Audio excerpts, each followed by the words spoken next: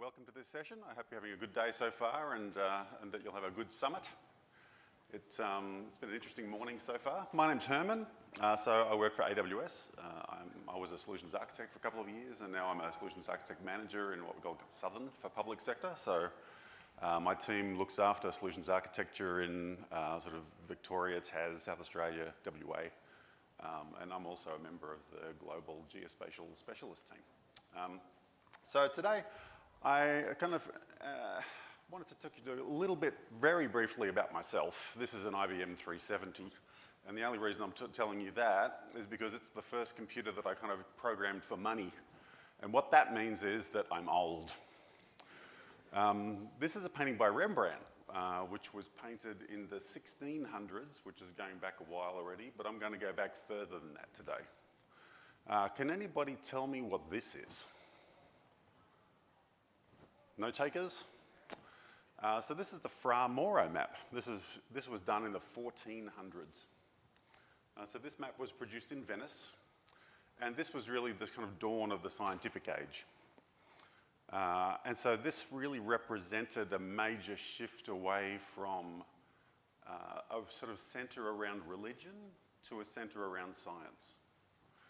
And this map was really famous in the kind of cartography and sort of map geek parts of the world. I'm a map geek, of course.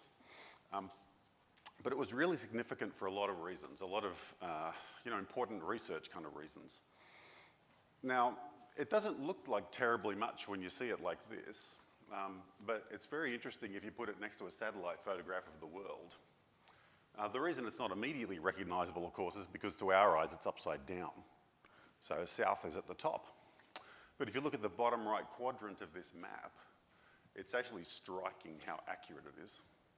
And so at this time, the folks who were doing this research, they knew that the world was spherical. They knew what size it was to an accuracy of about 10%. But this was done by a team of monastic cartographers sitting literally in a monastery in Venice. And they crowdsourced the information for this map. Literally. So they got information from travelers from all over the planet, all over what was then the known world. And of course, there's a whole lot more world hiding over the other side. They knew it was there, they just didn't know what was there. And you'll see if you look at it, it does get a bit less accurate the further away from Venice you get. You can see the boot of Italy sitting there in the Mediterranean.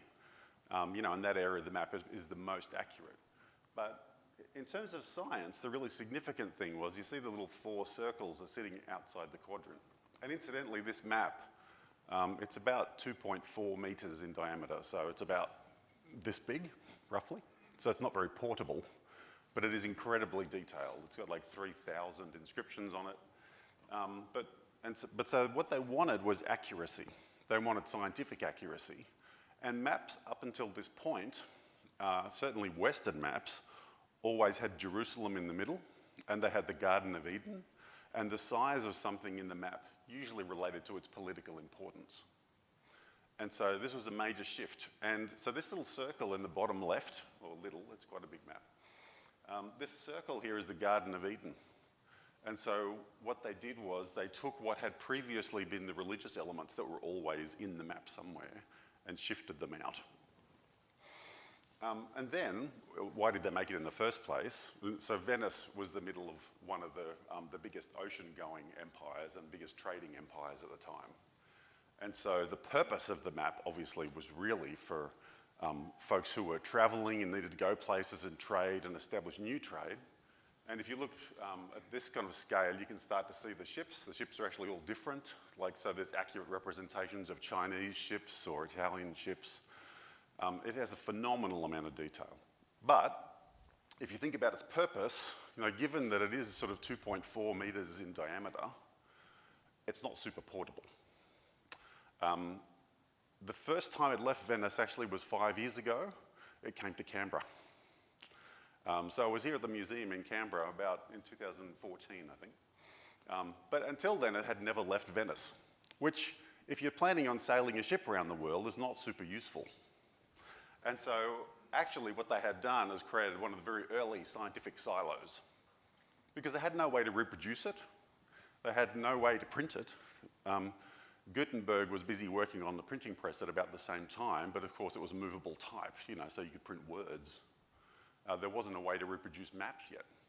And so all of this incredible research, it took them years to produce it, of course. It took a team of people years to produce this map. And people would go to Venice and look at it in amazement, but it wasn't super useful because it couldn't go anywhere.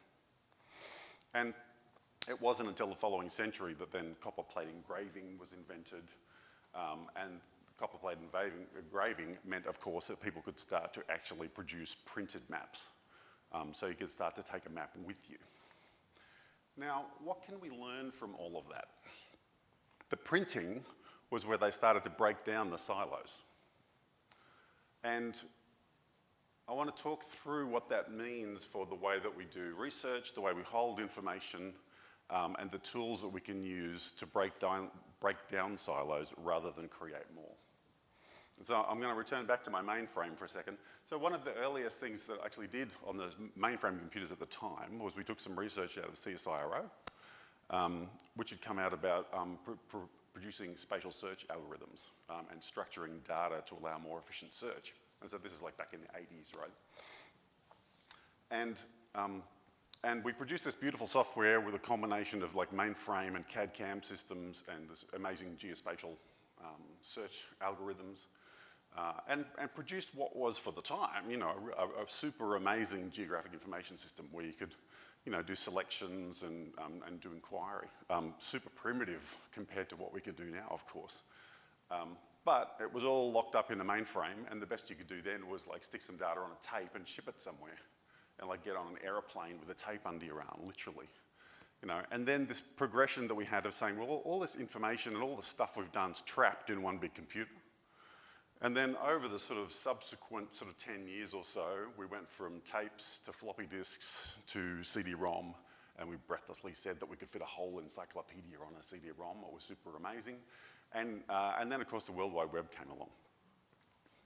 And so this is really interesting, isn't it? Because once you've got the World Wide Web, you can actually access the information where it is instead of making a copy of it. And I remember introducing my dad to the internet and the World Wide Web, and he would print the pages off. And I'm like, no, Dad, don't print the pages. Okay, he was like, but this could be gone tomorrow, and this is really interesting. And that process of printing off the pages is something that we repeat right now in research every single day. We go, I need some data from somewhere, and I need a copy of that data. No, you don't. But that's what we do. We go, well, okay, I need a copy of the data so that I can do some stuff with it. What we're doing every time we copy that data down is we're making another new silo.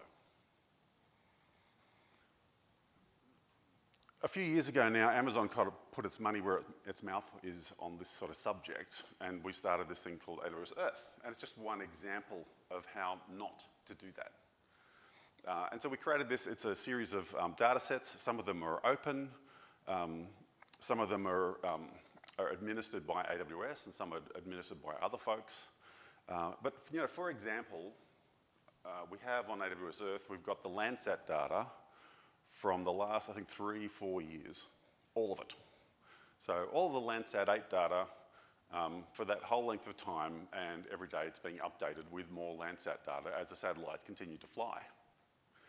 Now, of course, we don't know exactly kind of, you know, who's using it for what, but we do know that a whole bunch of, for example, companies and research labs have sprung up around this data. Some people are actually leveraging it commercially, and other people are doing research with it. But they're doing it on the cloud. They're spinning up compute near the data. Well, some are. We also know from kind of the download logs, we know that there have been big institutions around the world that have downloaded copies of the whole thing.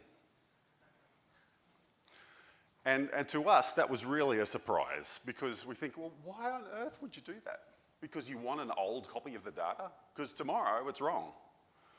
But it's still this mentality of printing off the pages on the internet. And so, but I've got a story for you about an Australian state government agency that did do that, that did it quite differently.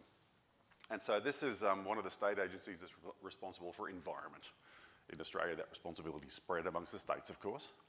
And what they wanted to do was a 25-year study on the extent of water bodies in the state. And so they wanted to see whether what the impact was of both land use and climate change. And of course, lakes and marshes in particular, but also rivers, so they're all growing and shrinking with the seasons. But is there a pattern over time, of the shape and the extent of those water bodies? Now, obviously, it's an important piece of information to have. And historically, this is roughly what you would have had to do in order to kind of achieve that. So they wanted to do it over 25 years. So step one, obviously, fly satellites for 25 years.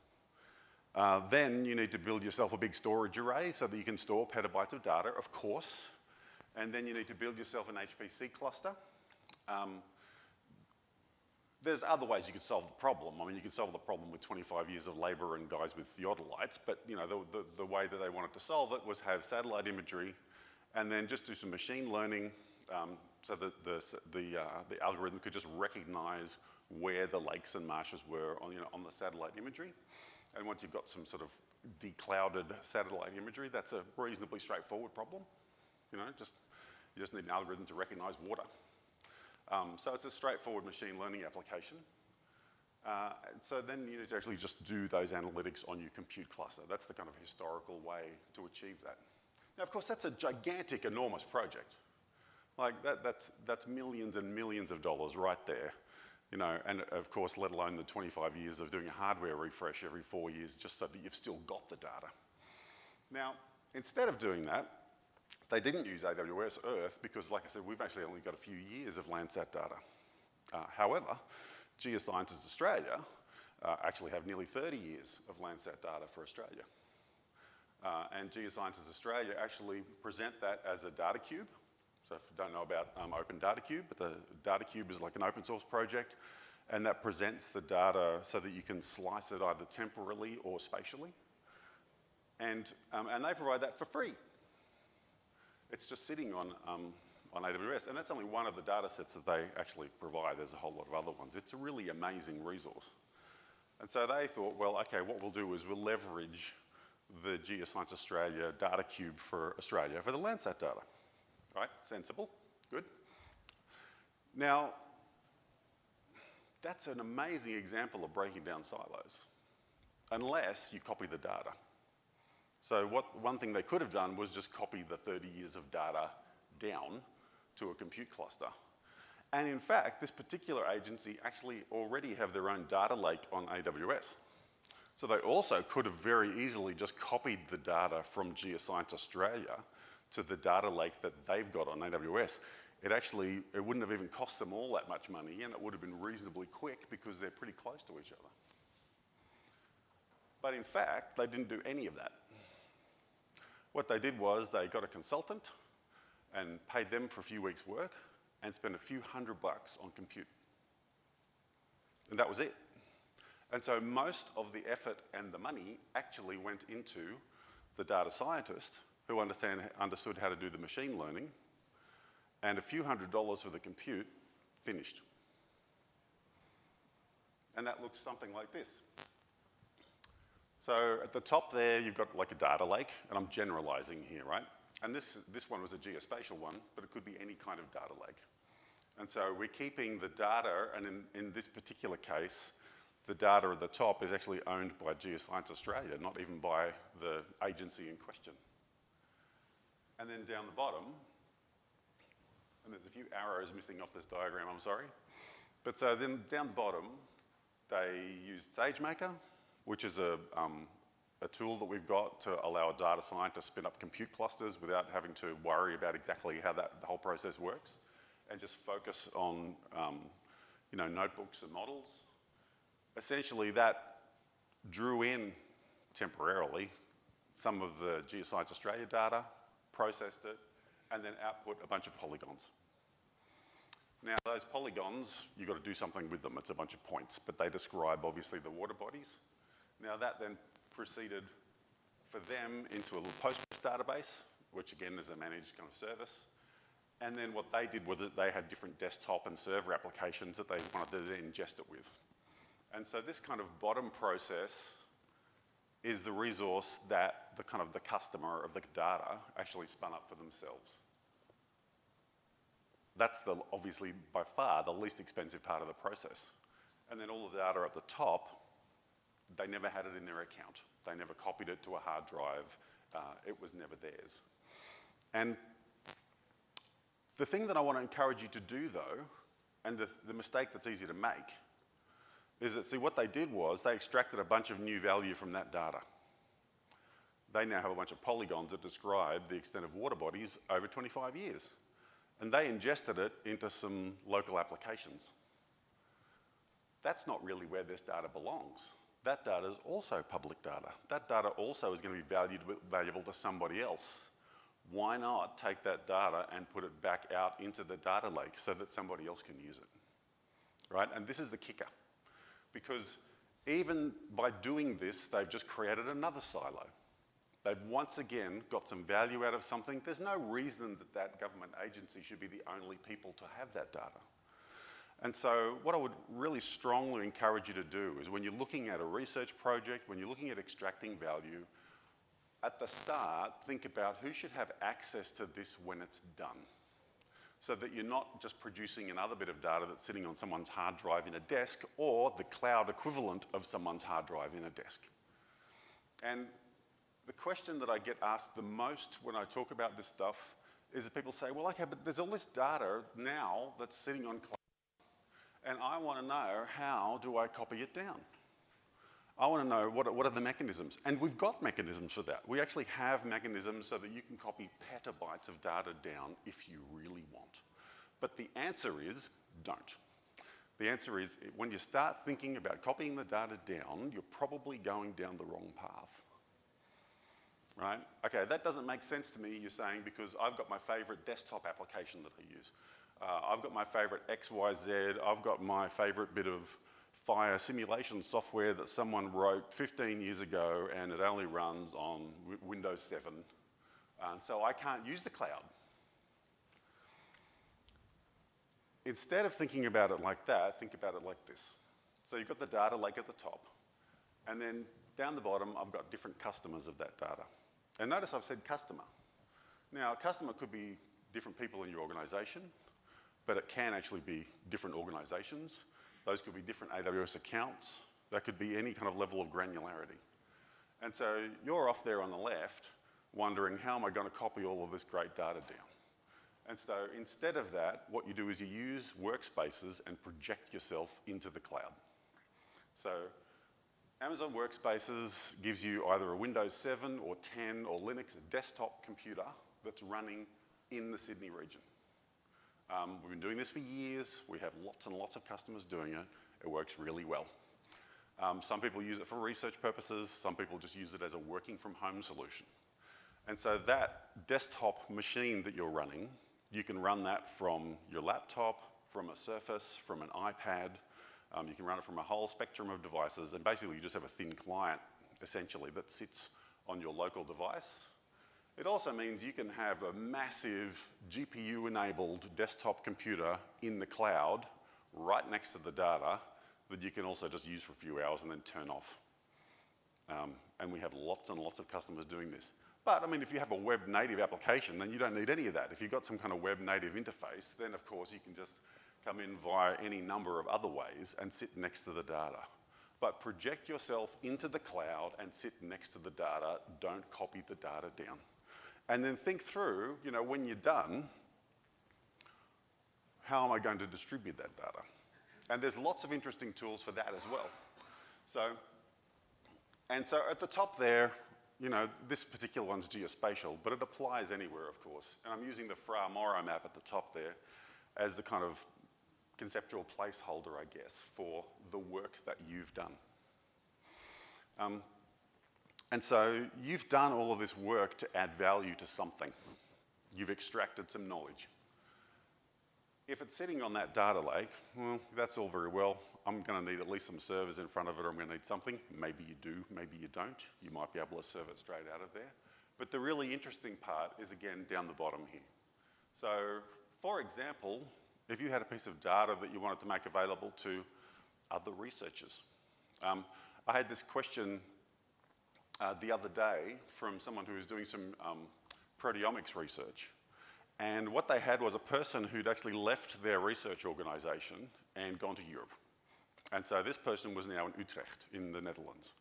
And they were only working 3 days a week in Utrecht. And what they wanted was for this person to still work 2 days a week for them in Melbourne.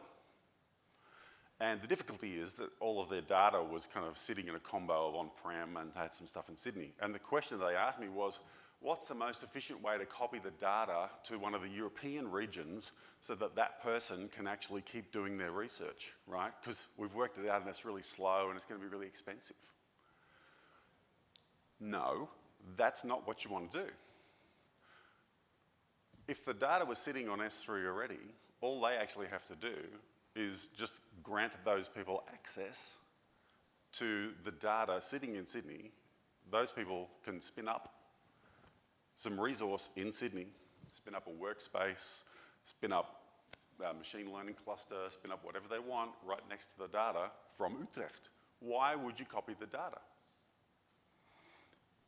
Also, if you look at where that little red arrow is, and that could be a red arrow between any two services. So you can grant not just inside your own organisation, but you can grant access to another organisation. And in fact, say you had highly secure data. None of this has to happen over the internet either.